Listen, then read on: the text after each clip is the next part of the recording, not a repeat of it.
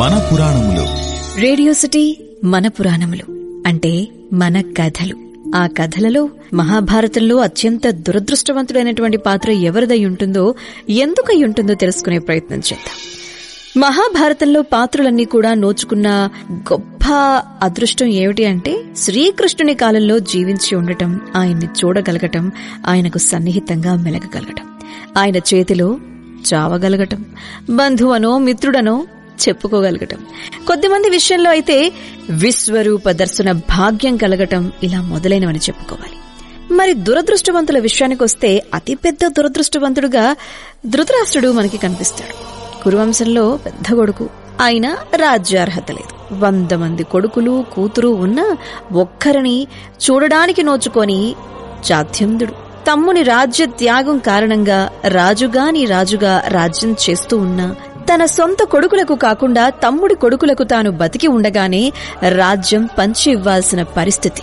సమస్త జ్ఞానాలు సమర్థుల నుంచి నేర్చుకున్న అజ్ఞాని ఏదో విధంగా కొడుకును సంతృప్తి పరచాలని చేసినటువంటి ప్రయత్నాలన్నీ కూడా బిడిసికొట్టి చెడ్డ పేరునే ఆపాదించాయి. విదురుడు రోజు చెవిలో ఇల్లు కట్టుకుని మరీ చెప్పినా, పెద్దలు ఋషులు ఆఖరికి శ్రీకృష్ణుడు ఎంత హితవు బోధించినా పాటించలేకపోయినటువంటి అవివేకుడు.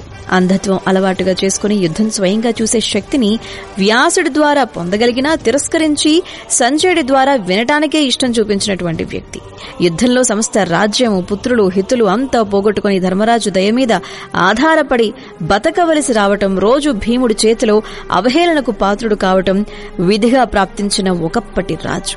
తన కొడుకుల శ్రార్థకర్మల దానాలకు గాను వారిని చంపిన పాండవుల వద్దనే చేయి చాపాల్సి వచ్చినటువంటి దుస్థితి, ఇంకా చావలేదా అని అనిపించుకోవాల్సినటువంటి పరిస్థితి, వచ్చేదాకా బతకాల్సి వచ్చినటువంటి పరిస్థితి, 1000 ఏనుగుల బలం అంతా క్షీణించి ఎముకల పోగయి కుంతి గాంధారీల భుజాలపైనే చేతులు ఆనించి అడవులలోకి వెళ్లిపోయిన ఆయనను చూసి హస్తినాపురం వాసులందరూ కంటతడి పెట్టారుట.